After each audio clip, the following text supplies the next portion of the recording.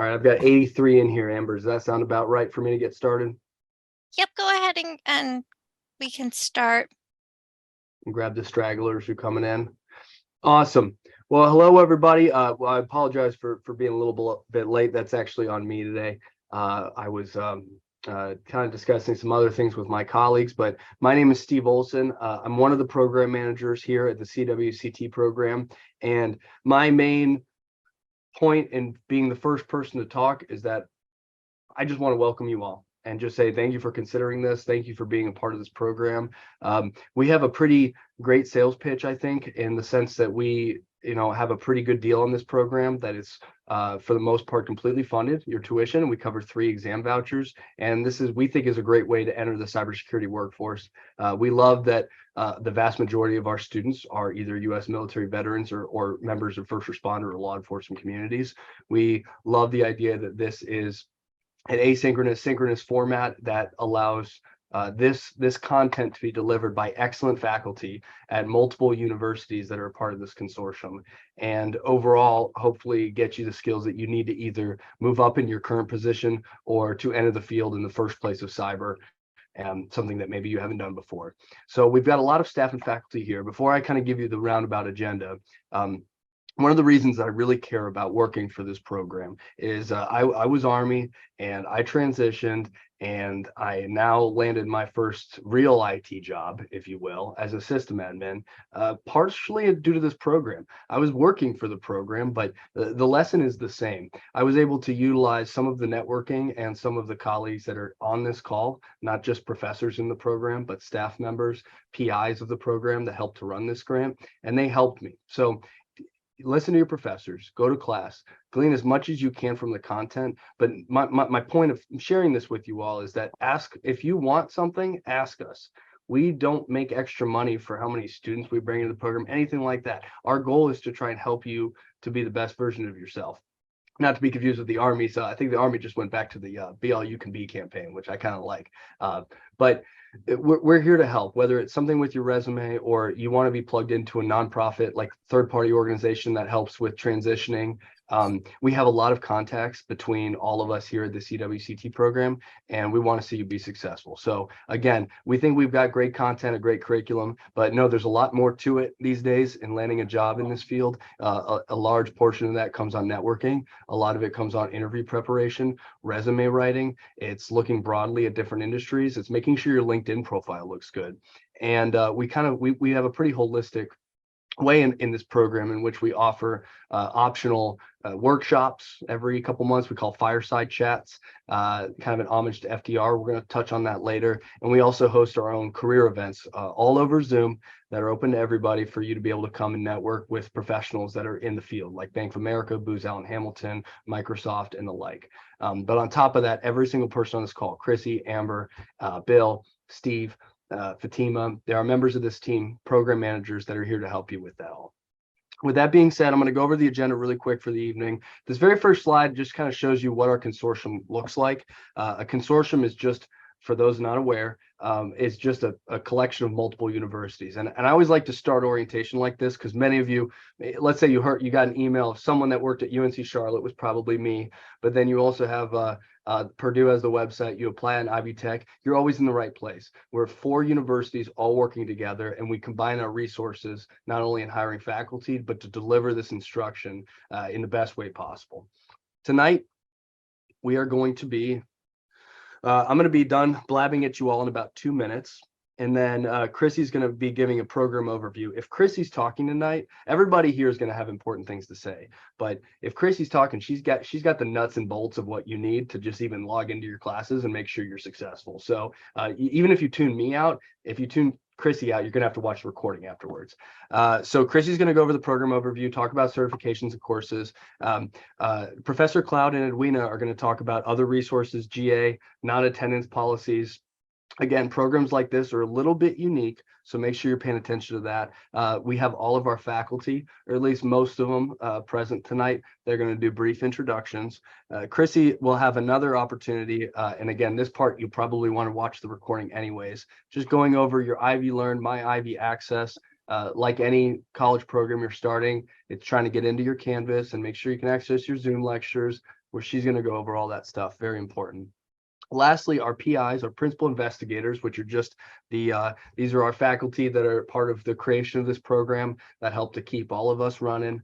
They're going to be talking about their specific tracks. And many of you have already chosen your track: digital forensics, systems administration, AI, and our PIs that kind of lead each of those specific concentrations will be kind of going into depth what those look like. And then Bill Warden and I, Professor Warden and I will be taking the last 10 minutes or so to talk about our career fair, which you all are quite lucky. You're starting this and we happen to have a career fair you're all invited to in 3 days. So it's a Zoom format. We're going to cover it later. If you don't have an invite already, we're working on that. We sent them out about a week ago or so. And if you were like very newly admitted, you might not have gotten one. That's why we were late starting this. We were discussing that, make sure we got a good game plan and make sure we get the invite to all of you. But Bill and I are going to go into detail with that later. And Amber, our gracious host, is going to wrap us up. So with that being said, I'm right on time, but my parting words of wisdom to you all is thank you, welcome, and do your best in the program, but ask for help, because this employment market is crazy. You can have all the skills, the certs, and I think that's half of it, with a grain of salt, what I'm saying, but the other half is networking and taking advantage of learning what opportunities are out there. So I'm going to post my LinkedIn in the chat. Feel free to add me. I love talking to our students, and I'm going to turn it right over to Chrissy or Amber. I will go ahead and get started. Steve, there you go. Stop sharing your screen so I can share mine. I will get hold on. All right, hopefully you can all see my screen. So I am Chrissy Duncan. Many of you have gotten emails from me throughout your application process. So now you can finally put a face with a name. If you have any questions during this part, please put them in the chat. More than likely, they will be answered during this particular section, and then we'll try to answer, or they could be answered later, like later in the orientation. So if we don't answer your question, either right away or later on. If we don't answer it right away, it could just be because we're going to be answering it later. So let me go ahead and get started. Steve did a great job of explaining the consortium, so I don't have to do that. Oh, let me start my timer here. So this is a very basic program overview. So that you know, what is this program? We threw a lot of information at you guys during your application process. So this is to kind of wrap your head around, what is this program, what is expected of you, things like that. So first, I want to remind you that within the CWCT program, there are 3 training paths. So it's all cybersecurity, but it's kind of like a concentration area as to which training path you chose. You would have only been admitted under one training path, and that would either be the artificial intelligence, the digital forensics, or the system administration. So again, you were admitted only under one of those. We'll talk a little bit later about additional courses on top of those, things like that. You will be taking 6 non-credit college level courses. So this is very important to realize, these are non-credit classes. Because that, so there's no financial aid. We have students ask about GI bills, things like that. None of that really pertains, because these are non-credit courses. They are offered live through virtual lectures. So there are specific days and times that the lecture goes on. However, we have active duty that are overseas. We have people who work odd shift work. We have people from all over the world. So we know time zones don't always match up. So all of the lectures are recorded. So if you cannot attend at the specific day and time of your classes, then you can go back in there and watch the recordings. Everybody invited to this orientation should have gotten their registration email. If you didn't check your spam folder in your Ivy Tech email, if you just registered Friday, Saturday, Sunday, today, those are still being processed and a confirmation will come to you very soon.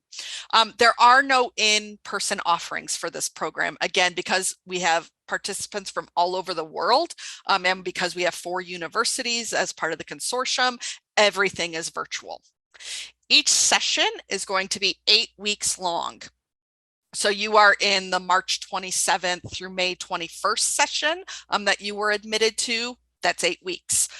You will take 1 to 2 courses per session. So if you're taking 6 courses, however long it takes you really depends on how many courses you're taking per session. Unless there is an extreme extenuating circumstance, we typically do not let anybody take more than 2, as well as that often doesn't work anyway because there are certain prerequisites you have to meet. And then there's typically going to be a 2-week break in between sessions. We will talk here soon about the sessions left remaining and what it does mean for the end of the program funding, things like that. So hang tight. Each course may lead to an industry recognized certification. Not every course, but most courses. So our A+ course leads to your CompTIA A+. Our Security Plus course leads to your CompTIA Security Plus, is what I mean by that. Typically, there's going to be 5 certifications that could be earned per training path. Some have 4, some may have 6. It kind of just depends on which path you chose. Your registration emails does have your list of courses with the corresponding certifications, as well as you will see that information a little bit later. We will cover your testing fees for up to 3 certifications. You get to choose which 3 certifications. You do have to pass the class. And essentially you will be sent instructions when you have passed the class, how to obtain your voucher. If you want to take certifications more than the 3 that we give you a voucher, you can either just not take a certification, you can still move on in the program, or you can pay for the certification out of your own pocket, but we will only pay for 3. So you'll have to kind of decide which 3 you want to go with. Again, all those instructions are going to be sent to you once you've actually passed your courses. At the very end, you will get a certificate of completion once you have completed all 6 of your courses. If you already have some of the certifications, you may be able to get a course waiver. We'll talk about that here in a few as well. One of the questions we do always get is, will these transfer to other institutions for 4 credit, for a bachelor's degree, associate's degree, etc.? That's really just going to depend on the school. I know Ivy Tech will give a course credit for those classes that you actually have the certification for. We're working on a crosswalk for the actual coursework itself. Purdue Northwest has some things, but their program is completely on campus. So it really depends. If you're looking at transferring to an institution outside of the 4 consortium schools, you would really have to talk to your university about whether they would accept non-credit coursework. You might be able to get a crosswalk for the certifications as well. So that's just something as you make that decision, you'll just have to start asking questions of the institution to which you want to transfer. So as I mentioned previously, you are only admitted under one track only, system admin, AI, or digital forensics. You must complete all 6 courses within your track to complete the program. This is not a pick and choose which courses you want to take. I want to take this course from system admin. I want to take this course from digital forensics. I want to take this course from AI. It doesn't work that way. When you're sent your registration email, you're sent your study path. Those are the 6 courses you have to take, and you have to follow the prerequisites. You have to meet the prerequisites to move on in further coursework. So you can't just be starting and take ethical hacking for the CEH certification. There are classes you have to take before that. I mentioned this briefly earlier. If you already have A+ certification, Security Plus certification, Cyber Ops, then you can provide those as long as they're not expired, and you might be able to provide, we might be able to provide waivers for some of the coursework, and then you don't have to take those courses. In your registration emails, it always talks about if you already have that certification, you may have already provided us with those. When it's time to take that class, you'll get an email saying you got a waiver. So if you already have those certs, more than likely we've either already asked for it if we didn't have it and you told us you had it, or we already have it on record and we'll get it taken care of when it comes to that point in your studies. So this is really important. Okay, so I want everybody listening, because I know it's going to get asked at least one more time, sometimes 2 or 3. One of the big questions we get: can we take courses outside of our track of study? So I am a system administration student. Can I also take digital forensics classes? It just depends. You might be able to take additional courses outside of your track if there is room available in those courses once we have done registration. We typically do not know if there is room until the week before classes start. We have to give everybody who needs that class the opportunity to register for it first before we can offer it as an additional course. If you are ever eligible for additional courses, you do not need to let us know right now, I'm interested for this later on. It's just going to get lost in our email. If you are ever eligible for additional coursework, you will be informed of that in your registration emails. We typically start registration about a month before classes begin. Okay, we'll let you know if you're eligible for additional courses. We'll give you instructions at that time what you need to do to request those courses. We also, and this might depend on you guys really if the program gets extended or not. Once you complete, if the program gets extended and you guys complete your program, we still offer you the ability to request additional coursework, but we can never guarantee that additional coursework will be available to you. It really depends on how much room we have available in those courses. Okay, so you're in your courses. What is expected of you as far as participation, attendance, things like that? This is really important because you can be dropped from these courses if you do not participate in them. By participation, what we mean is that you are completing the work in the class. So you're completing your quizzes, you're completing your labs, you're completing your homework. The expectation is that you are completing those every week, okay? What we do is about every 2 weeks, we look and see who is not completing assignments. If you are not completing assignments, you will be contacted by your program manager. And if there's not an improvement on you submitting assignments, you could be dropped from your class for non-participation. Okay, so participation is expected every week. So this is not oh, we're 4 weeks into the session, I should probably get work started. You need to be doing work every week. If there is something that comes up, you've got military duties the first week of class, you get sick from COVID, whatever, please contact your instructors to work something out with them about not being able to submit assignments, because we can work with you then. If we don't hear from you, we don't know what's going on. So if you cannot submit assignments every week, make sure you are communicating with your instructors. Okay. Attendance at the live virtual lectures will be taken, but it's not a part of your grade. The instructors literally just take attendance for data purposes, to see how many are attending versus how many aren't, how many pass that are attending versus not. So attendance is not a part of your grade. Even though it's taken, it is not a part of your grade. Okay. make sure you're doing your work in your class so that you are not dropped for non-participation. Also, you need to be mindful of the time commitment.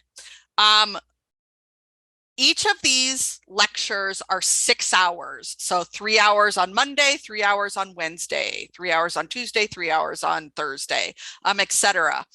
But there is a potential of up to 12 hours or more a week of homework for just one course. Okay. That means if you're taking 2 courses, it's like 36 hours. It could potentially be 36 hours of work for these classes. That's a full-time job. Okay.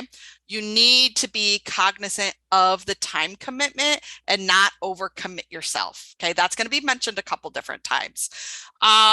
If you registered for 2 classes and now you're like, I didn't realize it was going to be that much work, even though we put it in several different emails for you guys. Email me and let me know that you want to drop a class. If you're in an A+ class, that should be the class that you keep because it's going to be your prerequisite for CyberOps.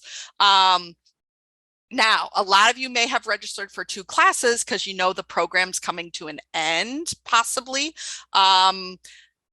It would be better if you can at least get 1 class done rather than be in 2 classes and have to drop both of them and not be able to get more coursework done during the remaining time of the program. Okay, so be cognizant of the time commitment. This is a time commitment. This is not a boot camp. It's a weekly time commitment. Okay, so I mentioned several times about the program. Okay, current funding for this program is expected to end September 2nd of 2023, this coming September. We're hoping that we get an extension where there would be an extension after our June session. We don't know that yet. And we might not know until June. Okay, so as of right now, we are treating this as we end after our June session. Continuation of the program really depends on that availability of future funding. So as of right now, there are 2 sessions remaining. This current March session and then regular session 10, which is June 5th through July 30th. Okay. After that, we don't know. Okay. You can still participate. So you've got 6 courses. You can only take 2 courses per session max.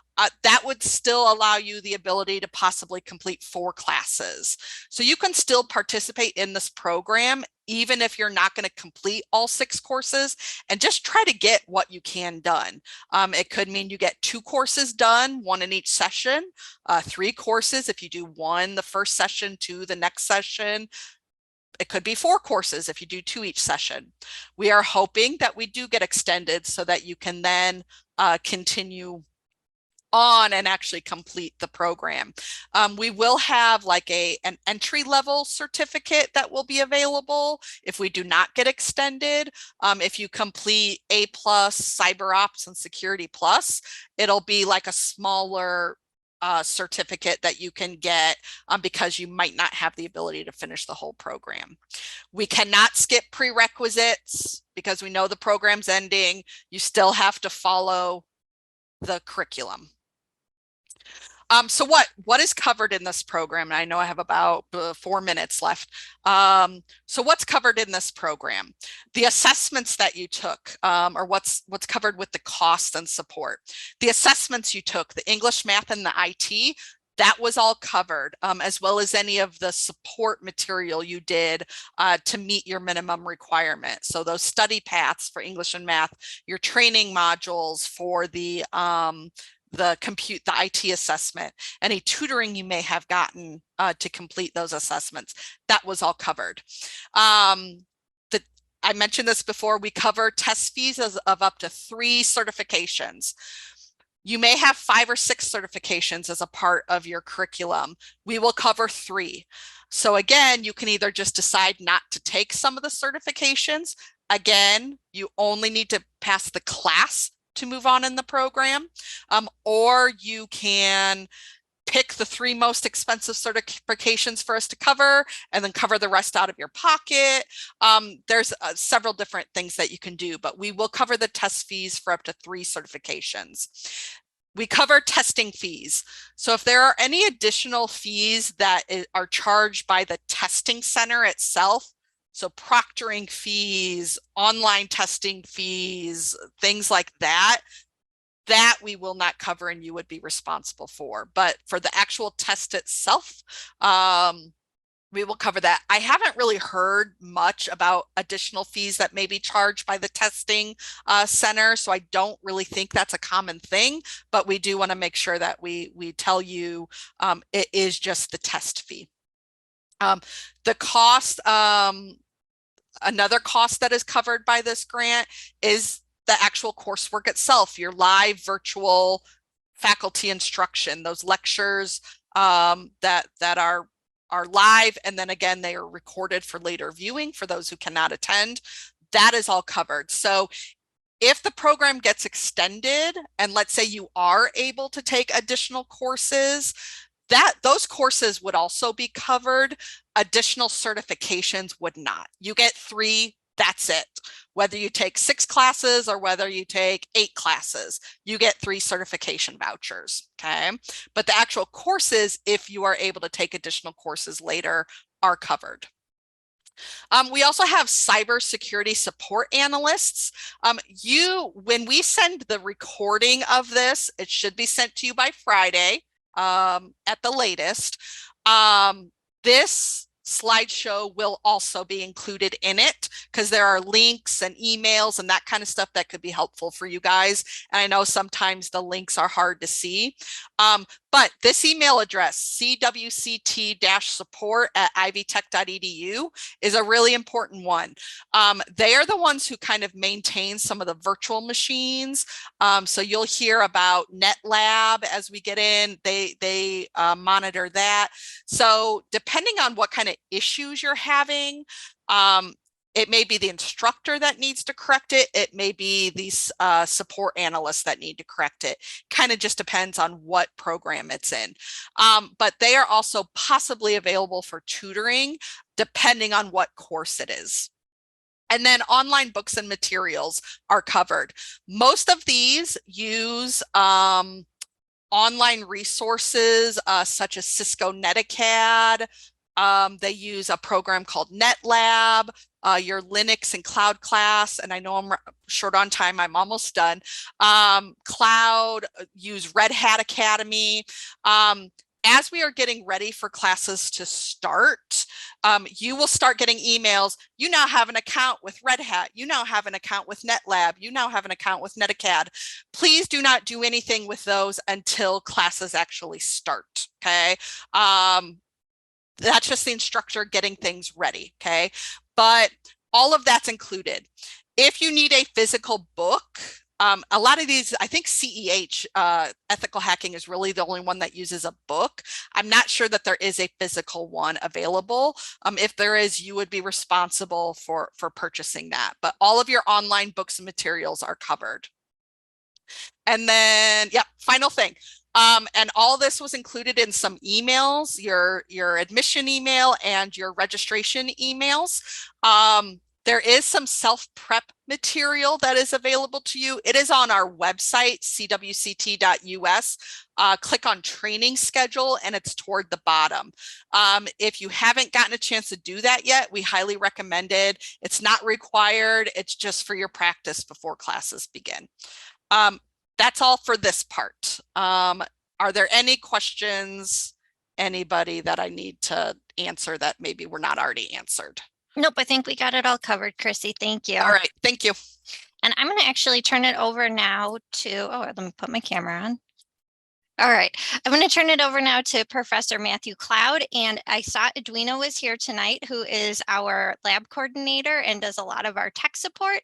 And they're going to be talking a little bit about resources and supports, and Professor Cloud's going to go over that non-attendance policy as well. So I'm going to turn it over to them. Great. Thank you, Amber. Can you hear me okay? Yes. Awesome. Good. That's a good start. All right. So I'm going to one of the principal investigators on this grant, the associate director. And as part of that role, what I do is help support the faculty with the lab resources needed to teach the courses, as well as instructor training and helping with our other great partners on here, helping develop more partnerships. So the first thing I want to do is introduce Edwina Aponte, who is our virtual lab manager. Say hello for a second there, Edwina. Hi, everyone. Okay, so she runs a team of 2 to 3, sometimes 4 people that are there to help support the faculty and US students. So Amber had put an email out there. I'm going to put it out there again, cwct-support@ivytech.edu. That will get you to that team. All the members of the team, including myself, are on there. So they're pretty responsive, but I'll check in, chime in every once in a while, but rarely do they need my help on that at this point, thankfully. It's a great team.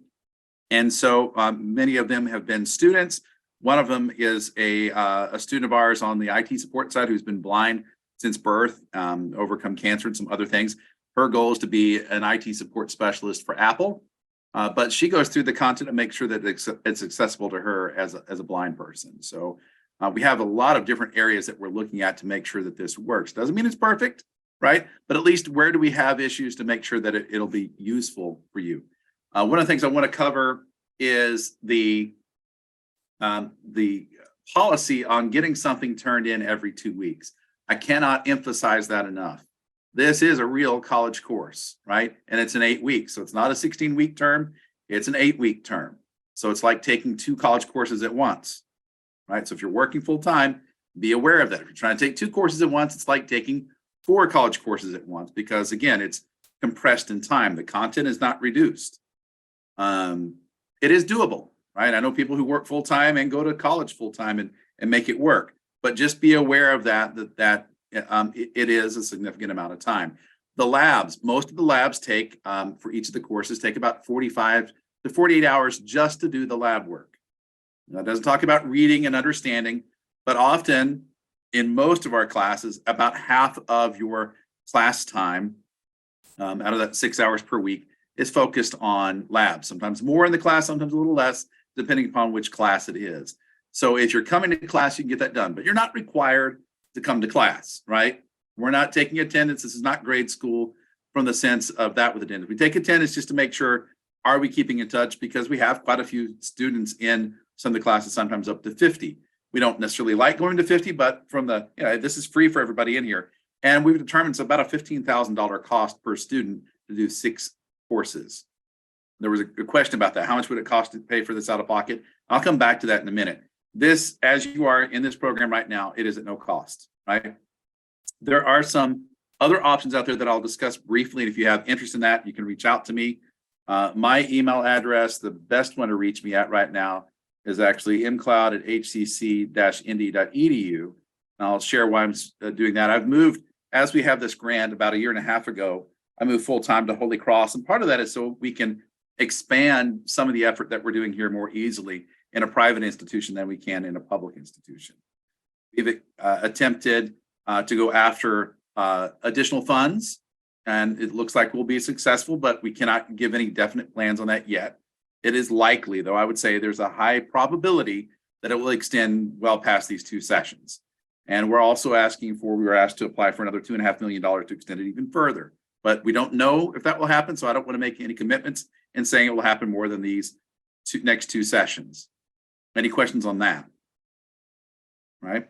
In addition to that, because this is non-credit, it can make it difficult if you're using GI Bill or other things. For some students, it may be more beneficial to use a GI Bill or other funds. So at Holy Cross, I can also accept you there. We're finalizing documentation, all that, but starting for the June session, not for this March session, but for the June session, it could be possible to do this for credit through Holy Cross, working with the same consortium. Everything's still the same, but it's done for credit through Holy Cross, where I'm the academic director for computer science. And so all of these courses will transfer there, whether you did it for credit or non-credit. If you'd like to do that, it's Holy Cross College at Notre Dame. We have a 4+1 with Notre Dame and St. Mary's College for master's degrees as well. That said, about 75% of the students that we have in this program already have a bachelor's or higher.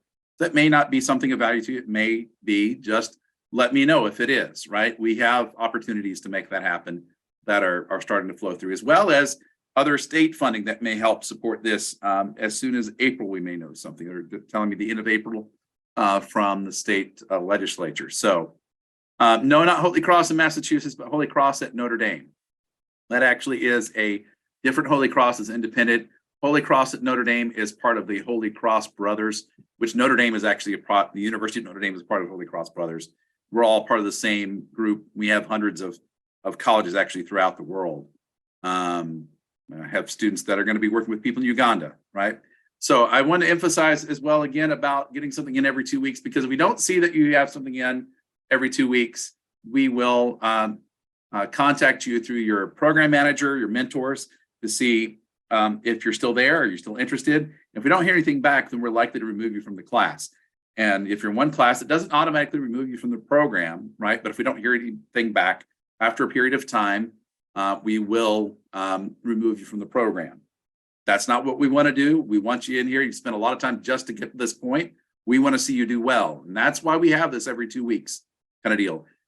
If you are not able to keep up, right, you find yourself halfway through, the worst case scenario is you drop out and come back into the next session, right? So we do plan to keep this as a no cost option as long as the NSA will keep paying for it, right? Which hopefully will be for another couple of years, but we don't know that yet, okay? As soon as we know that, we'll let you know. We may know part of it as soon as a couple months. The other part we might not know till August, right? But we do have plans to continue that out. I think that hits those questions in the other areas that we're talking about. You have a great support team, as well as graduate students from the partner colleges and universities. So any questions along those lines? I think most of the questions were answered in the chat. Yeah. Putting 40 hours into a lab, that's 40 hours over 8 weeks, right? That is very doable. A lot of people are able to do it quite well. But if you have I have 6 kids, right? And I went to school full time while working full time. It was tough, but it is possible, right? Okay. If that's Wonderful. it, Thank you. Thanks so much. it'll be good. All right. And now for the next part of the evening, we are going to meet some of the instructors who joined us, which we're really excited about. I'm sure some of you are looking forward to finding out who your teachers are going to be. And I'm going to start off with the A+ instructors. I saw Dima was here, and I saw that Alma was here. Dima, Alma, which of you would like to go first? I'll go first. Go for it, Hello. Dima. My name is Dima Yassin. I'm going to be your A+ instructor if you are taking the Saturday, Sunday class.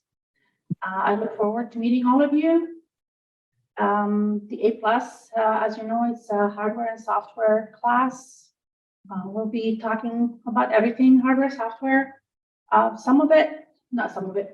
of it is for the actual certification, but we'll cover some material that you're going to be needing for the future classes, the base classes for the future. So I look forward to meeting all of you, and see you all on Saturday. Thanks, Dima. Alma, would you like to go next? Hi, my name is Alma Scott, and like she said, I'm teaching the A+ class. I will be doing Monday and Wednesday nights.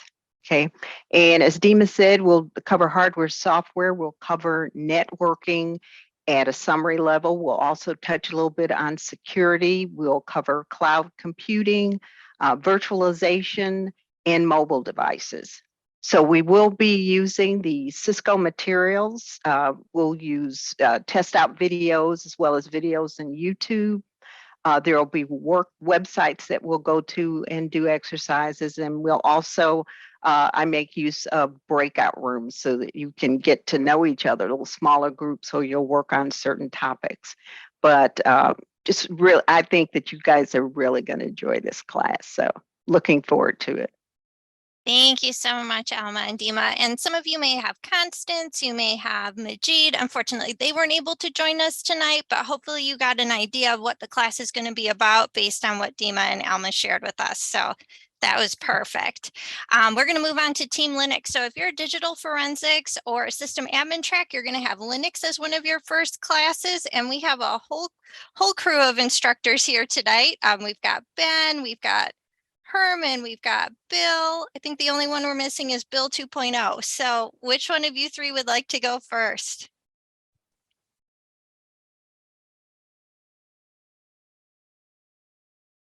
Not all at once. Ben, would you mind going Okay. first?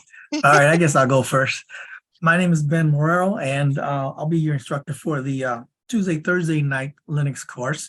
And it's a fun course. I mean, Linux, if you don't already know about it, it's a open source operating system. We'll be working specifically with Red Hat. There's many different distributions and flavors of Linux, but Red Hat is one of the more powerful operating systems in the Linux environment. It's again, all the Linux OSs are based on open source, meaning you can download it, it's free, and it's really powerful. It's used in a lot of different areas, environments, physical, cloud, virtual environments. We'll be working with a little bit of GUI, but a lot more in the command line environment. So you'll learn a lot about it. I think you're going to enjoy it. I'm looking forward to it myself. I enjoy, there's always something, learning is always a lifelong thing. So students, get ready. You'll learn a lot, whether you're new to Linux or whether you have already had some experience working with Linux, you're going to still be able to enjoy the course and learn a lot. I look forward to meeting all of you. Thanks so much, Ben. Bill, would you like to go next? I actually wanted Ben to go first, so I can simply say he nailed it.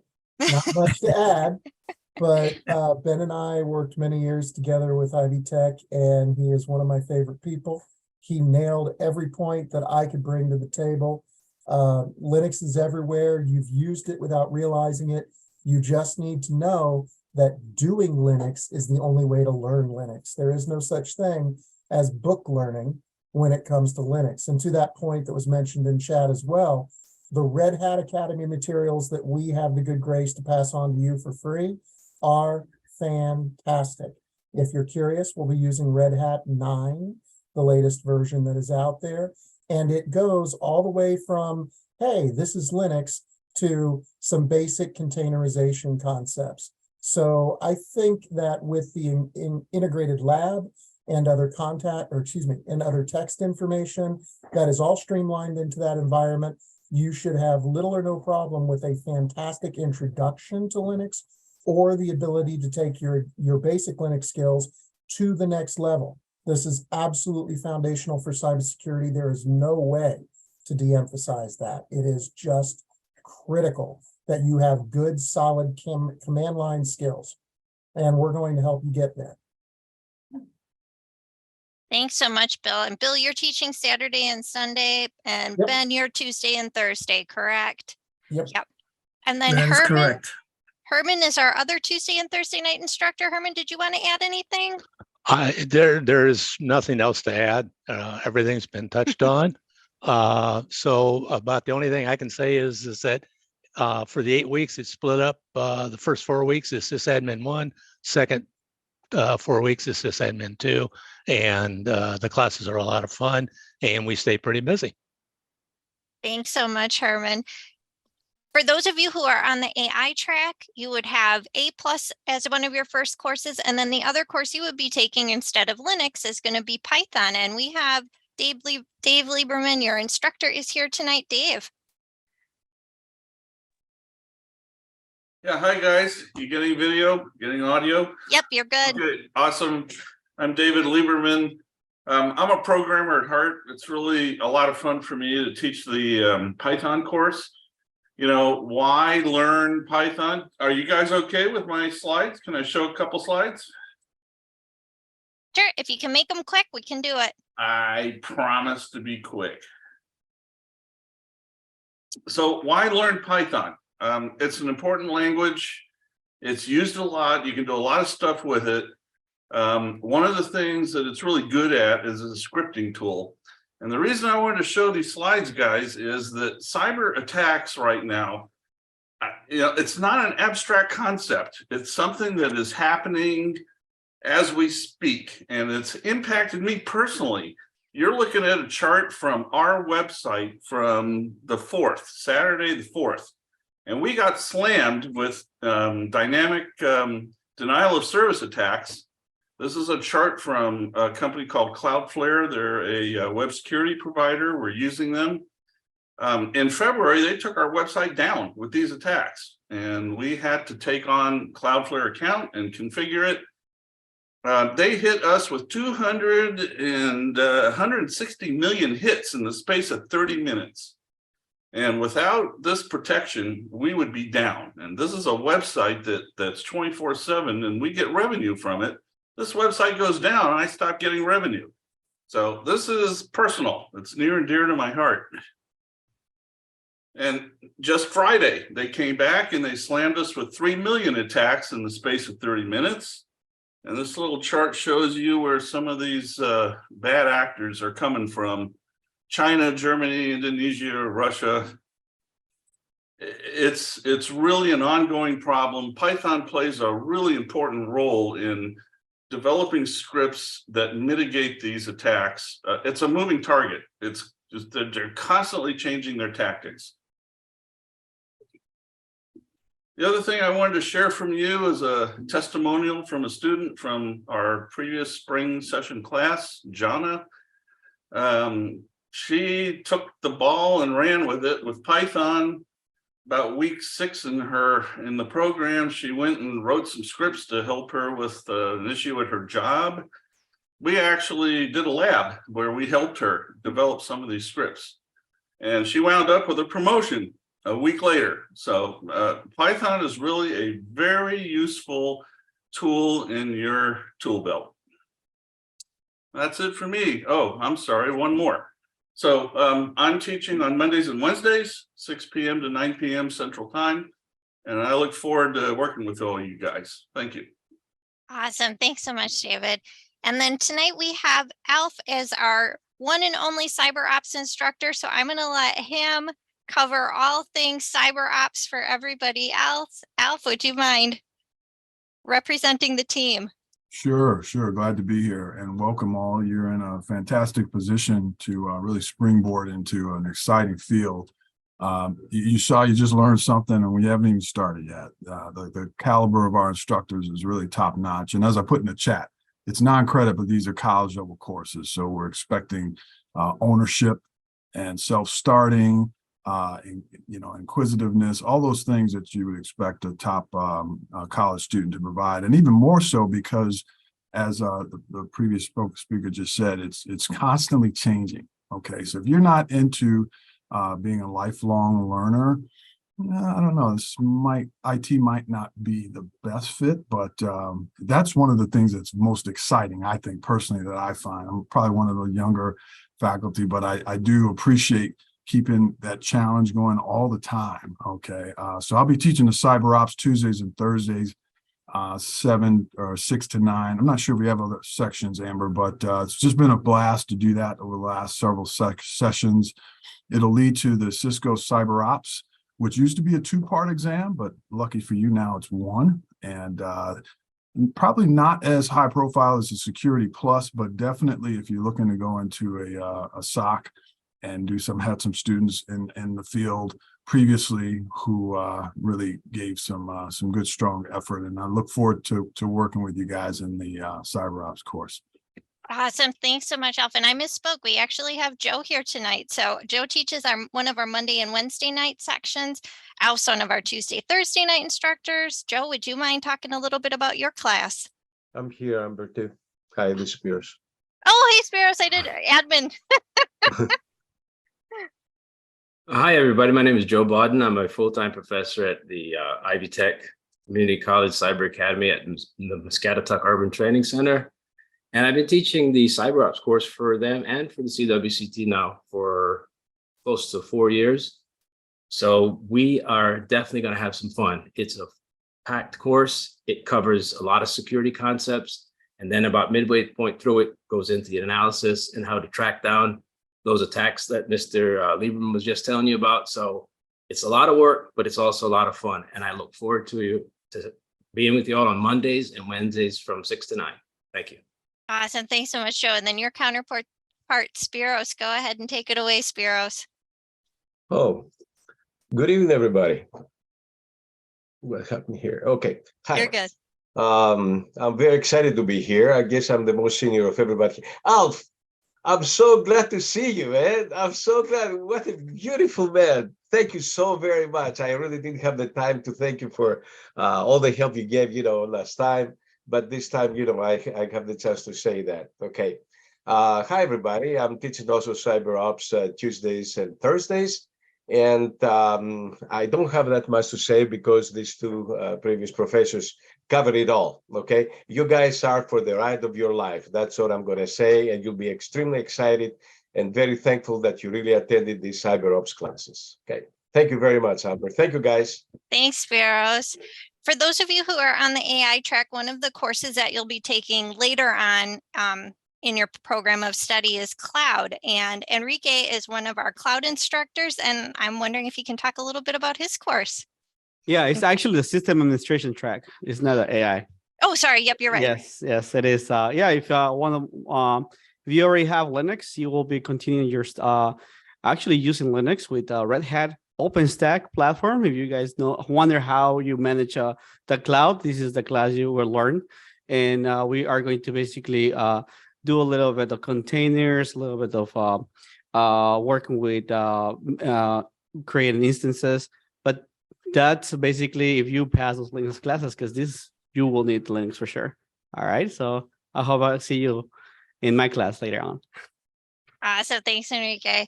And then for another course in the system admin track would be the ethical hacking course. And one of our instructors is here tonight, our Monday, Wednesday night instructor. Anthony, would you like to speak about the ethical hacking class? Yep, I can go ahead and do that. Hi, I'm Anthony Ford. I teach Monday, Wednesday night. Eastern Standard Time would be 7 to 10. Same, either way. This is a full packed course. We fly through the material. There's a ton of material in this class. They provided that. There's labs that are in it, so we also get to do some playing and having some fun. I don't know about you, but the way I learn things is by doing more than by watching and or listening. So I try to give you as much of that as I can in this material. And other than that, we're going to have fun. Sounds good. Thanks so much. And then for our digital forensic students, one of the last classes that you'll be doing is your certified computer hacking forensic investigator. And we have your instructor here tonight, John. John, would you like to talk about your course? Hello. I'm Sarah. Sorry about that. I'm sitting here driving here, so I'm trying to get everything going here. Hi, my name's John. I teach basically Tuesday, Thursday nights, and in regards to digital forensics, what I'm teaching you is critical thinking. We're going to go over different types of investigations, and we are going to go over through one of the investigations that I did. My full-time job is working for the Munster Police Department as its intel analyst and digital forensics analyst. So I'm going to go through different tools like Celebrate with you. And then we're also going to use autopsy, besides going over all different other aspects of investigating different scenarios. Perfect. Thank you so much, and thanks for joining us while you're multitasking tonight. Yeah, of course, always. Thanks so much, John. Appreciate it. All right, so those are all of our instructors. I believe I didn't miss anybody. Instructors, here's your last chance. Speak before I give it over to Chrissy, because she won't give it back. Amber, if I could, I forgot to mention the flipped classroom modality that I like to run. I don't know if you'll run into that with other instructors, guys, but I do like to tackle the labs, which means that gives you more time to do the reading on your own and prepare for those exams, those module exams. So The idea is if you read ahead, bring any questions that you have, the labs will kind of mirror that. But the Cisco textbook content, that's going to track more with the CyberOps CERT exam. And then I like to say that the hands-on lab stuff is kind of like icing on the cake, so to speak, but real good experience that you should put on your resume as well. So hopefully that prepares a little bit better. Awesome. Thanks for that.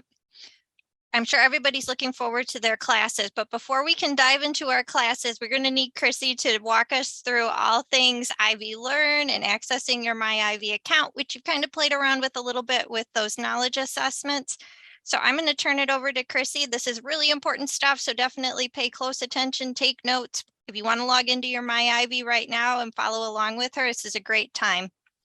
Thanks, Amber. I'm going to leave my video off because I'm mostly just going to be sharing my screen. So today I am, oh, let me share my screen first. Share. Okay. All right, so tonight I am going to be discussing two big pieces of technology that you'll be using as a participant in this program. You've actually already used both of these pieces when you went through your application process to access your assessments, English and math through My Ivy and your IT assessment through Ivy Learn. But I'm going to discuss more closely exactly how they're going to relate to your participation in your courses, because we keep talking about how important this participation is. And while this program is made up of the consortium of 4 universities, it is the Ivy Tech system that you're going to be using, which is why you hear so often from me, because I am the Ivy Tech program manager. So tonight we're going to be looking at My Ivy. If you have any questions, throw them in the chat. I will say I will have to leave immediately after I'm done with this portion. Usually I stay till the end, but it's my daughter's 5th birthday today, and so we have to take her out to dinner. So, but if you have questions that don't get answered about this, please just send me an email. Amber, can you throw my email in the chat for them, please? Yep. Thank you. Send me an email and I'll get to you as soon as I can. I'm back in the office tomorrow. So tonight we're looking at My Ivy, which is your student portal. And then we're going to be looking at Ivy Learn, which is the online learning management system.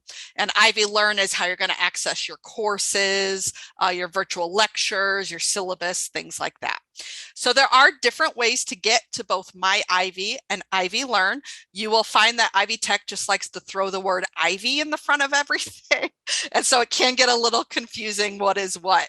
But the first way that you can get through to both of them is through the main Ivy Tech website, which is just ivytech.edu. You'll see up at the top here, there is a My Ivy button and there is an Ivy Learn button. So that's the first way to get through it. You can also get to My Ivy directly through the website myivy.ivytech.edu. And you could then just bookmark this page for easy access. Again, this is your student portal. This is how you can access email, things like that. There is a reset or forgot password if you forget your password. If you are ever locked out of your account or your account is disabled, please contact our help desk, which is 1-888-IVY line, LINE. You will need your C number and Ivy Tech email address when you call, because sometimes they have a hard time finding non-credit students. Also, if you are going to be out of the country, you are active duty, you're traveling for family, something like that, please send me an email that you will be out of the country at any point during the session, because what can sometimes happen is if you're out of the country, Ivy Tech sees you try to log on and they think it is not a legitimate logon, so they disable your account. By you letting me know that you're going to be out of the country, again, email me, please. I can then send an email to information security so that they can put a note on your account to try to keep that from happening in the first place. Okay, those are the two big things about if you get locked out of your account. So if you log into My Ivy, mine's automatically going to go, but you're always going to use your Ivy Tech email address and then the password that you set up. But again, I'd recommend you bookmark this for easy access. This is also how you can get to Ivy Learn. Okay, so yours is going to look slightly different than mine because I have a staff view and you have a student view. The only difference really is going to be what the different quick links I have versus what you have. And a lot of the links that are normal and used for normal Ivy Tech students, for 4-credit Ivy Tech students, if you were to click on it, nothing's going to show for you. So for example, if you were to open, it's not in the quick links, but I know one of the links you can open is student schedule.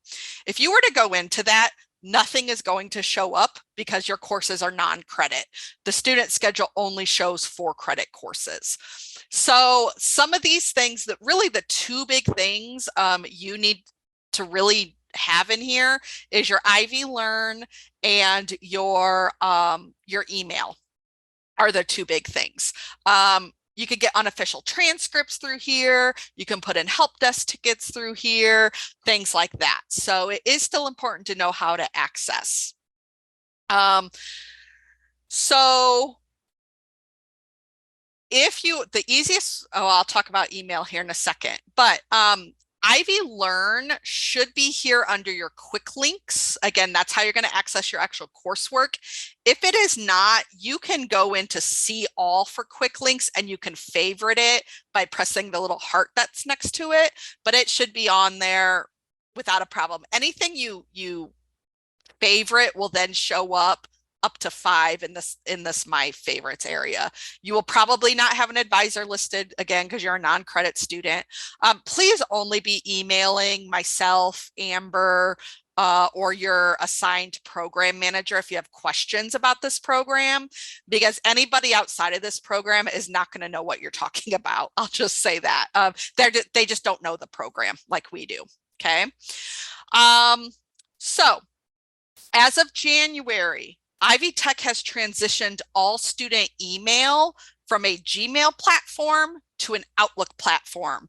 So if you applied a while ago and you were used to checking your Ivy Tech email in Gmail, and now you go into Gmail and it says you don't have access, that's because we don't use Gmail anymore. We now use Outlook as our platform for student email. The easiest way to check your email is at the very top left under your name. There's going to be your C number, your Ivy Tech email address, and there's an email link here or button. Just press that. That's the easy. It's actually so much easier now to check through My Ivy than it used to be under the Gmail platform. Then because it's out of Outlook, you can download the Outlook app and then you can add that as one of your accounts using your Ivy Tech credentials. So your Ivy Tech email address and your Ivy Tech password. Okay. So make sure you are checking your Ivy Tech email on a regular basis. Due to student privacy laws, anything that deals with your student record, we have to send through Ivy Tech email. Okay, to make sure that it's going to you and not a wife or a sister or somebody who shares your personal email with you. Okay, so there will be emails now. If it's an announcement about like a career fair, we'll send it to both. That kind of thing, but you are not guaranteed to get all your emails to your we really just try to use that Ivy Tech email. So please make sure you're checking it on a regular basis. But also, please make sure you're checking the spam folder. I actually think it's called the clutter folder when you're in Outlook. For some reason, some of our emails go to your clutter folder. Even if it's from me at an Ivy Tech email address, it for some reason goes into the clutter folder. We don't know why. We've tried to fix it. It happens. So make sure you're checking your clutter folder on a pretty regular basis as well. Okay. But you should be checking your Ivy Tech email regularly. You can't use the excuse, oh, I didn't know that was happening because I didn't check my email. You need to be checking your email. Okay. So now the big piece I know you've all been waiting for, This is why you all came here, to listen to me talk about this. How exactly do you complete your virtual classes?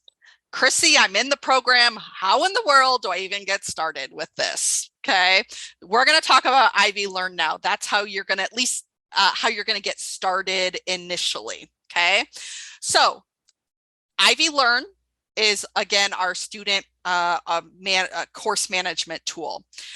It's actually run, if any of you have taken college classes and use Canvas, that's actually the company that runs it. We just call it Ivy Learn. But those who have maybe used Blackboard before, Brightspace, it's a similar concept. It's how you're going to access your class and where at least your starting material is going to be. We use Canvas, but again, we call it Ivy Learn. So again, you can get to Ivy Learn through the main Ivy Tech website.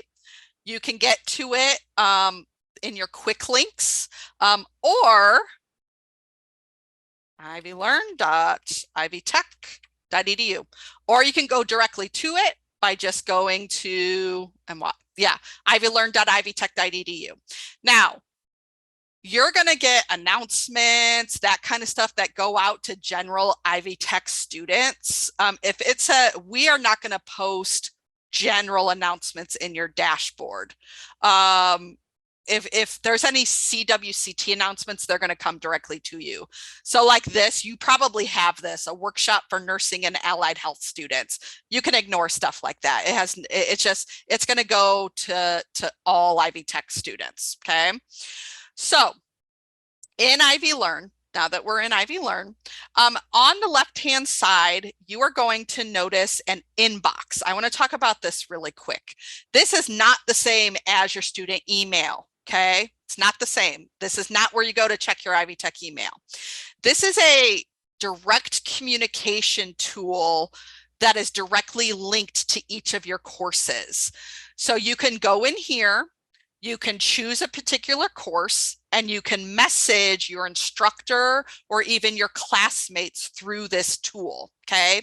You cannot message me because I'm not directly linked to one of your classes. You cannot message Amber at PNW because she's not directly related to your classes, okay? This is really more for messaging your instructor directly, or again, even classmates could be in there. Okay, so sometimes what happens is people are like, I've never gotten a single email from you. It's because they're checking this inbox and not their actual Ivy Tech email. Okay, so this is not your Ivy Tech email. It's just a direct communication tool. Let me just show you. Like if you go in here, you can create a new thing. You can choose a course here, and then like you could like message your teacher, okay? All right, so your courses are going to be listed in your dashboard. Okay, so again, yours is going to look a little differently. They're either going to be listed here in your dashboard, or if you click on this courses tool, you will see all of the published courses listed there. Okay, your courses, one very important thing to note is that your courses will not appear in Ivy Learn until Friday. Okay, so if you go in here now, you're not going to see them. Okay. You are still registered. You just won't see your courses yet until this Friday. Even then, your instructors may not have your particular course published yet. They have to manually go in and publish the course. And if your course doesn't start till next Saturday, they just might not publish it until closer to next week. Okay. What you can do is, let's say Friday comes and you're not seeing it listed in the published courses. If you click on all courses, you will see if a course is published or not. It'll say yes, or if the instructor has not published the course yet, it will say no. Okay, you're going to be in there as students. If the course is not published yet and the course hasn't started, give them time. The instructors may be doing some last minute things with the courses. Okay. So your courses will not be available until Friday. And even then, you may just have to wait until the class actually starts for you to actually go into it. We like all the instructors to have their courses published by Friday when it goes live. But sometimes there's things they have to finalize in it. Okay. So if you go into a course, I am actually going to use, let me find it. An old course I took on the 4-credit side, okay? Just to show you what it will look like, okay? You will see, so I went into the course. You will see on the left here, there is a menu, okay? There will be a syllabus. You're going to want to go into the syllabus, read the important information from the syllabus. It's going to give you your instructor's contact information. It's going to give you their supervisor's information. It's going to give you any information you need to know about the class, things like that. Again, the link might be on here on Friday when the class goes live, but they may not update the syllabus information until the day the class actually starts. Okay. The modules tab, there's going to be there's of course a home tab, any announcements they're going to post here on the announcements page, things like that. The modules, now, here's where things can kind of start to become convoluted, okay? Some of your classes are going to utilize programs like a program called NetLab, Cisco NetAcad. We've talked about Red Hat Academy. All of those are external course systems, okay? That could be where you're actually doing your lab. That could be where your announcements are. That could be where grades are kept, things like that. Really, your very first class, your instructors will explain where you need to go, what you need to do, if you need NetLab, if you need NetAcad, if you need Red Hat, things like that. So you may not actually have any modules here in the modules tab. It's really going to depend on the class, but I kind of wanted to give you an idea of where things are, okay? The grades might not be here in the grades tab because they're kept in Cisco, you know. And I mentioned this earlier, as we prepare for classes to start next week, you're going to start getting these emails. You now have a NetLab account. You now have a NetAcad account. You now have a Red Hat account. Please don't do anything with those until you have your first class. You will be provided with further instructions from your instructor on what you need to do with that. Those are a lot of the times automatically done when the instructors are putting you into these systems. So please just, I know you guys are excited to get started, but have some patience until your actual class starts with some of this stuff, okay? So the big thing you need to know, how do you access your lectures? Okay, that will be done through Ivy Learn, okay? And it's most of the time it's very simple unless the instructor is having some issues, okay? You go into the class, in your menu, there is a Zoom link, okay? All you're going to do is click on that. And then there could be 3 or 4 tabs depending on, back when I took this class, there were 3. There were upcoming meetings. Obviously, there are no upcoming meetings listed for this because this is a class I took in the past. But when your class starts, when your instructor gets everything into the class, there should be a list of all the upcoming meetings. And then there should be a link that you can click on for that particular course, okay? Let's say you can't go to the live lecture, you have to watch the recordings. That is either going to be listed under the previous meetings tab, or it's going to be listed under cloud recordings. It depends. I think the previous meeting will have like actual saved recordings. So they disappear, I think, after 90 days after the course ends. Your cloud recordings are recordings that are sent to the cloud and you should still be able to access. Okay, so you miss a class, you're going to either go into the previous meetings or you're going to go into the cloud recordings. Now, I know there's one, and I think Alf, is it you that has issues with this? I think it's Alf's cyber ops.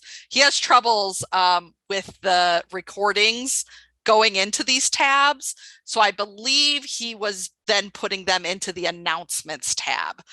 So if something's not there, once the class starts, it's not in the previous meetings tab. It's not in the cloud recordings tab. More than likely, the instructor is aware of this and it's going to be somewhere else, such as in an announcements for that particular class. Okay. Some instructors will put these links in Cisco Netacad instead. So if you don't see in the upcoming meetings, if you don't see them listed there, check Netacad. All the instructors should send you an email the weekend before classes start with what the Zoom link is going to be. So you may get it in you should, the very first one, you should get in several different ways. It should be in an email to you, again, to your Ivy Tech email. They are asked to put it in the announcements. It should be there. So if it is not in the upcoming meetings tab, please check your syllabus. Please check the announcements. Please check your email, because that initial Zoom link should be in one of those three places, or Netacad, NetLab, Red Hat, if it's not here. Okay. And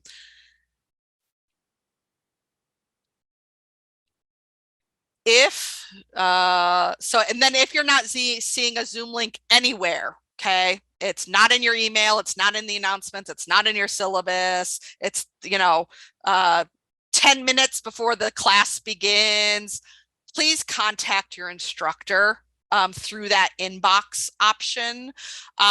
It's important to know that program managers such as myself, Amber, Steve, Fatima, your classes all start at 6 p.m. Central, which means we are more than likely not in the office when you are having these issues, because we're done at 5:30, whatever it may be. Okay.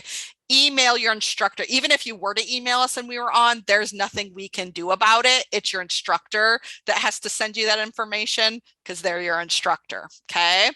So if it's, if it's like the morning of and it's not there, please just have patience. Okay. If it's 15 minutes before and it's not there, contact your instructor. Okay. Last thing, Ivy Learn, I mentioned this, is powered by Canvas. There is a Canvas app that you can download on your phone. I would not use it for doing your assignments, doing your modules, doing quizzes, doing tests, things like that. That is more beneficial for, I need to look at my due dates. I need to contact my instructor through the inbox, things like that. The work that you do in these classes, again, are most of the time going to be through your Netacad, Red Hat, and NetLab anyway. So, but there is a Canvas app that you can download to kind of keep track of things. I think that is it, actually. Amber, were there any questions that did not get answered that I have to answer? Nope. It looks like the faculty jumped in and answered those questions. Great. Everybody, I'm going to hop off then. Again, if you have any questions, let me stop sharing my screen. If you have any questions, please feel free to email me. And good luck with this, with the session. And I know I will be working with you all as time comes up. So have a good rest of the night. Awesome. Thanks so much, Chrissy. So each of us, or each of the participants, you guys were admitted to one of the tracks, either system admin, digital forensics, or AI. And now the faculty who helped develop the curriculum for those tracks are going to talk specifically about each one. So we're going to start off with Dr. Michael Tu, who's going to talk about the digital forensics track. Great, thank you, Amber. Hey, good evening, everyone. My name is Michael Tu. So this evening I'm going to talk about the one of the learning track, which is the digital forensics. So my full-time job is, I'm a professor at the Purdue University Northwest, and also the director for the Center for Cybersecurity. And myself for this project is the PI for this project and the director for this training program. So let me to share my screen, right? I haven't shared my screen yet. So well, too many windows here. Okay, so so if you go to CWCT.us, you should be able to reach to this web page. So this web page. And then if you track this, you click on this training path, then you should be able to take you to this page, and then it will tell you the information about the 3 tracks. And one of the track is the cybersecurity digital forensics. So I'm going to take you there. So for each of the track, we have 6 courses, and there are 3 common core courses shared by these 3 tracks. So everybody needs to take these 3 courses first. So one is the A+ course, which is your first course for this training program. And it will cover everything about the fundamentals about the computer systems and the network. So it will cover the, system components, right? Hardware and the, memory and the CPU and hard disk. And we'll mainly talking about the system administration, setup and configuration. It will also spend 1 to 2 weeks talking about the network fundamentals, which is essential to the next 2 courses, Security Plus and the Cisco CyberOps. So this course will prepare you for the A+ certification, obviously, right?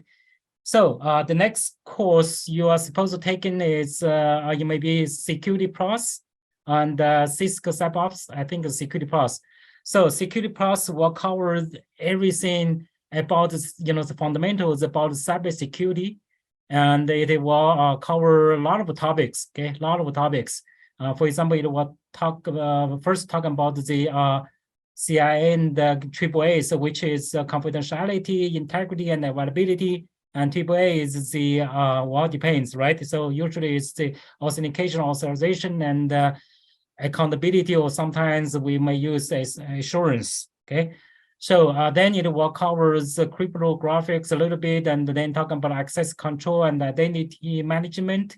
It will talk about the software and application security, and covers topics on the network and the wireless security, and talk about the platform security, for example, the operating system securities and the cloud security and virtualization security. And of course, it will cover some materials about the risk management. So basically, it will prepare you for the Security Plus certification. Cisco CyberOps, it will covers of course network, something about the networks, and then it will talk a lot about the like maybe firewalls and IDS, and especially on topics related to the system hardening, how to configure your systems and network to be secure, right? Okay, so those are the core courses. Okay, all the core courses. So I think for this track, you may also need to take this Linux, Linux course. Okay, and this Linux course, I'm not the expertise in this area, even though I have learned something about Linux, but it will cover the basic about the Linux commands, and then most importantly is the Linux administration, right? So you have to manage the Linux systems. Okay, so I think the instructors are talking about this a lot. Okay, so the next course for this track you are supposed to take is CHA5, which is supposed to take before the 235 course. Well, the number is big, but it's supposed to be taken before the other course. So this course will cover the basic about the forensic investigation. So it will cover the regulation and the law, right? And talking about a lot about the investigation process and then raw evidence. So those are the the fundamentals.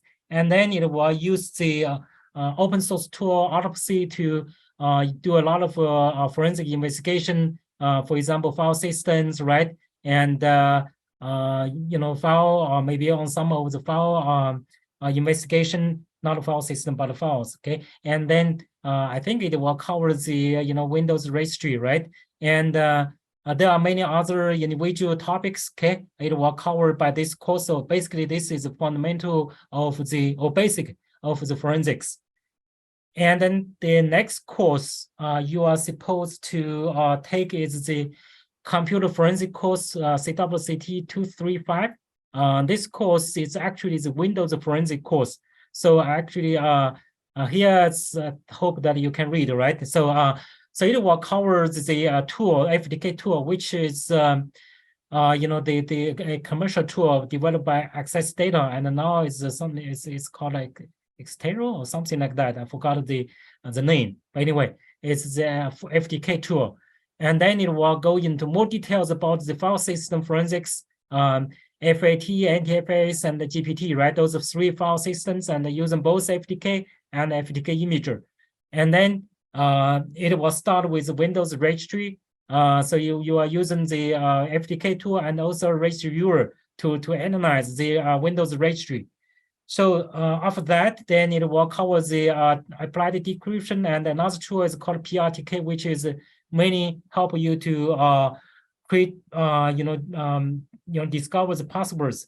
So I know now it's kind of like lag behind for this one tool because today's password is too difficult to break. So then it will cover the OS, right, and offers, which is application, right, Windows application forensics. Touch a little bit about network and the web browser forensics.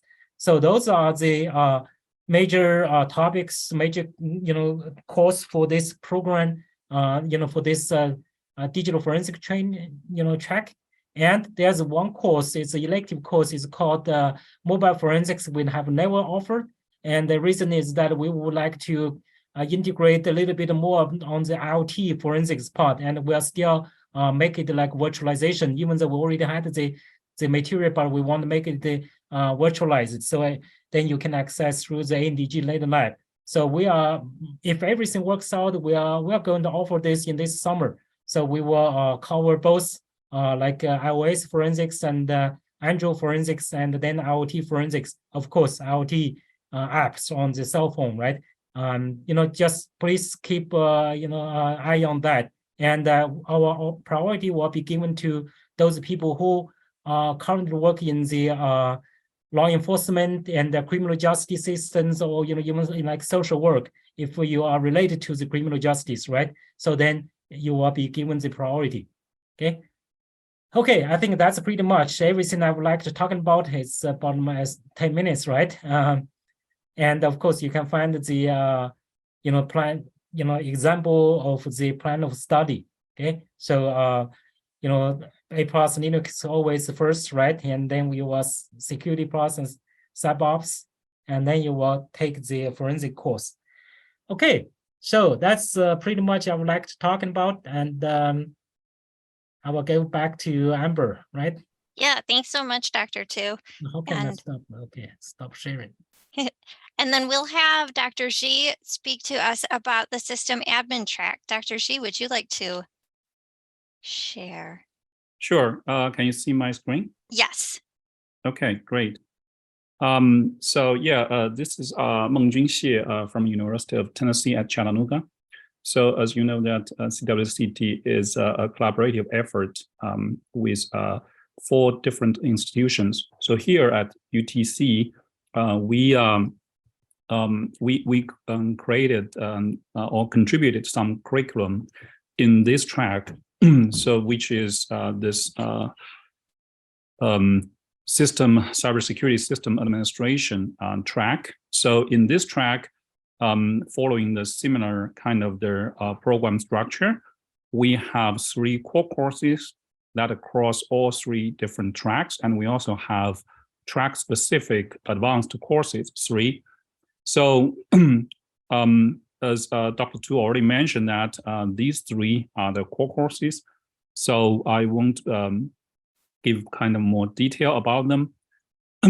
Regarding the CWCT system administration track and specific courses, we have this CWCT 116, which is a Linux system administration. And we also have this 225 ethical hacking and 230 cloud system administration. So for the first one, this Linux, and by the way, here provided the sample session by session plan of study.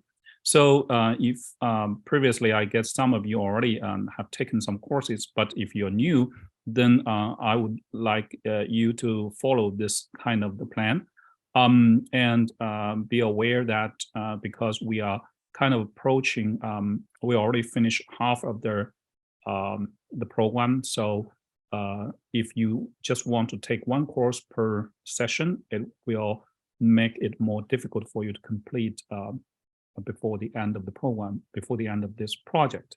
So anyway, so suppose you already taken some courses, then it will make you feel much better when you are taking this Linux system administration.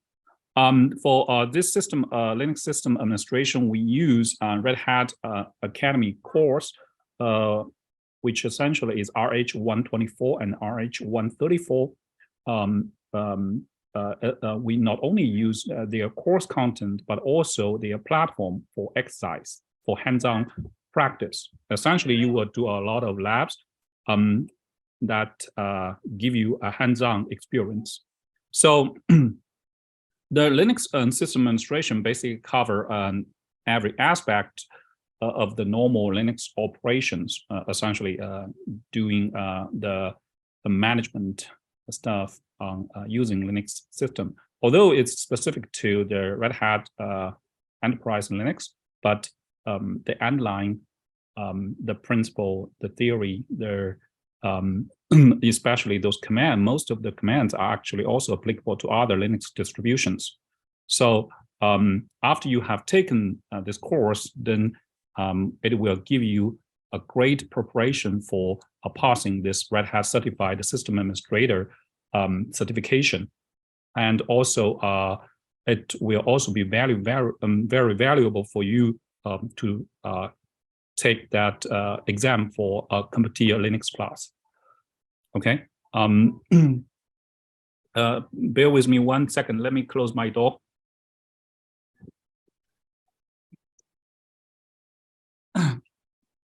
Excuse me. There's some noise outside. So the second course for advanced track course is this actually the ethical hacking.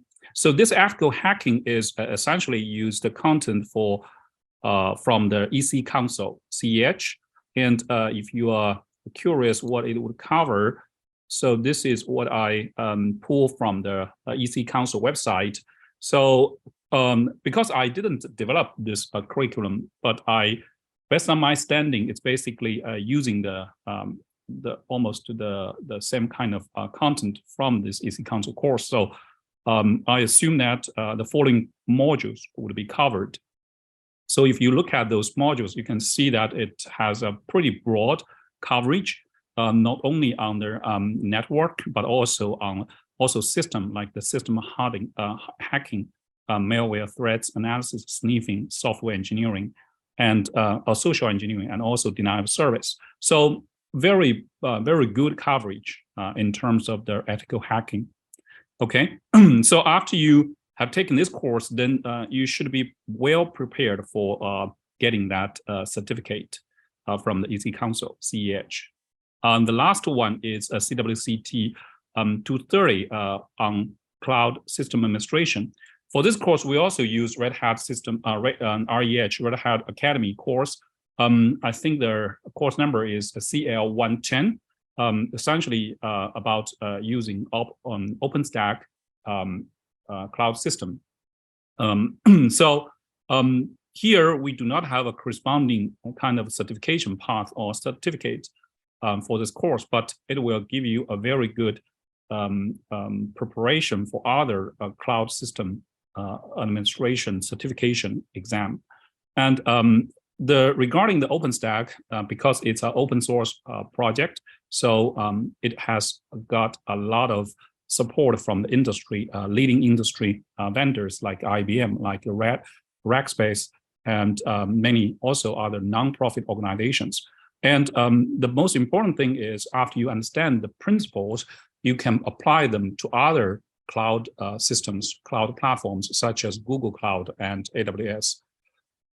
So that's about, I think that's, one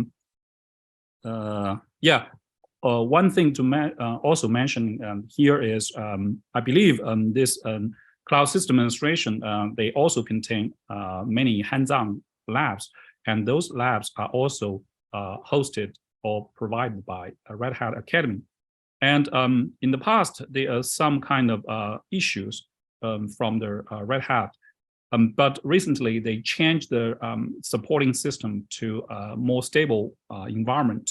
So we hope that that kind of improvement actually provide a better experience. But if you have, if you run into some issues, just let the instructor know as soon as possible. And we also keep very close contact with Red Hat, their learning platform manager, so we can get a quick response regarding that. Okay, so that's about this track. Thank you. Wonderful. Thank you so much, Dr. C.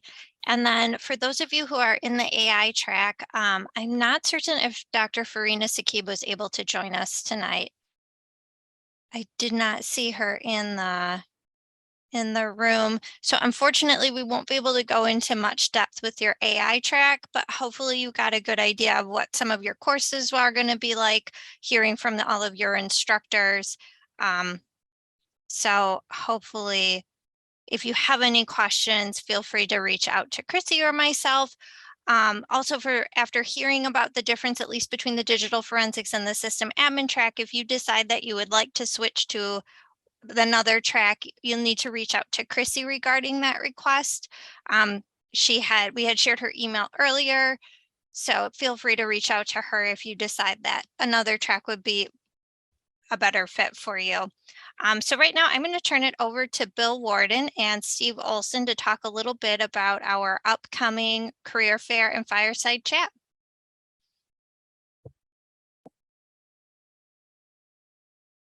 All right, I'll get started. Hey, everybody. Dr. Sakib let me know that she had something come up that was pretty urgent, so that she might not be able to make it. So we apologize for that. But really, we just kind of wanted to wrap this up. So you all have heard a lot of really valuable information about the tracks, about accessing your coursework. But we kind of like wrapping it up by mentioning that the staff members here, we kind of do a little bit of, we'd like to think of it as kind of a career readiness program that's optional for our students, anybody that is in here to participate in. And really, that goes back to if you were, and many students in here got their undergrad, maybe it was online or on campus, but traditionally you'll have access to career services, someone maybe to look at your resume, someone to do a practice interview for, someone to help you kind of network, kind of meet some of the people in the field, look at your LinkedIn profile. And we may be very good, and each of us on the team is good at something, but we rely heavily on our industry partners to help us out with this program. And there are a litany of folks out there, not just veteran organizations, but organizations that specialize in cleared jobs, in cybersecurity jobs, and as well as just individual employer partners that we have that help us out with our program. So with that being said, every month we do a career event, career fair. Historically, we've done panel discussions. We've had Zoom breakouts. We've had a one-on-one informational interviews. The one happening this Thursday, and again, if you do not have the invite, we're going to make sure you get one, is from 6:30 p.m. Eastern time to 9 p.m. Eastern time on Zoom. So it's going to be formatted from the first half hour is kind of an introduction, but from 7 o'clock to 9 o'clock, we're going to have 30-minute breakout sessions going on at the same time as each other. So you'll be able to kind of float around. Imagine you're at a conference and you could go, or a career fair, like the old days, and you go to one and then hop into another. You're at Microsoft, you want to go talk to Accenture Federal, you want to hop over and talk to Cisco Manpower. We've got people in them. This is not interviews. These are breakout sessions that are an opportunity to learn about employer, make their connection on LinkedIn, follow up with that person, and then maybe, just maybe, if there's the right position, ask for a reference. But that just happens to be the world that we live in these days. So I would encourage you to come on Thursday. And next month, every other month, so like every month we'll do like a career fair. The following month will be a fireside chat, which is just a workshop. And I'll let Bill talk a little bit more about our historic fireside chats, what they are and everything. But I would just encourage everyone here to participate. Hop in for 30 minutes, an hour, make a few connections. You're going to add a few people on LinkedIn from various industries that work in cybersecurity. You're going to grow your network. You're going to get better at your elevator pitch. And before I turn it over to Bill, if you have questions about other resources, right? We're only part of the recipe. If you want to get plugged in with an organization that can look at your resume, or I could look at it for you, but that's going to do you a disservice. I just know the people that can help you with it. But reach out to us and we'll connect you to one of our third-party partners, and many of them are nonprofits that are just trying to help. So please come out and reach out to us. Bill, if you want to give us kind of anything you can add to the career fair, and then maybe talk a little bit about why we do fireside chats and what we got going on in the past and the future. We were in the chat just now talking about lifelong learning, and I'll actually go ahead and put this, because if you try to find a single quote on lifelong learning, good luck. But there's a series of quotes from a assortment of people throughout history that have had something to say about what it means to learn and when you can stop learning. And the real answer is you can't. But learning is a multifaceted thing. What we try to do in the fireside chats, and of course, in the career fairs, is try to give you the width and breadth of something that is somewhat focused. Cybersecurity sounds really focused, sounds really centered. It isn't, especially in the modern world. When you really consider it, cybersecurity is something that is part of every part of your life, just the same way that IT has become part of every part of your life. And in fact, that entire philosophy, if you will, that I just gave you, comes down to the fact that you need to hear from the people that are there. So with the fireside chats, we try to give you a perspective on that aspect of yourself you don't often consider. Who am I and what do I want to do with this life? If you're in IT, you probably already understand and respect that this isn't just for a paycheck. This is a career. This is a passion. And within the IT spectrum, cybersecurity is a very vibrant, a very highly valued aspect to everything we do in IT in general. So what we get to in these fireside chats are perspectives you won't otherwise get. I cannot tell you how invaluable they are. You know, I have a bachelor's, 2 masters, 20 years of teaching experience, multiple certifications. There is not one time I have been to one of these chats, either the fireside chats or the career fairs, where I didn't learn something more about the field that you would think I know by now.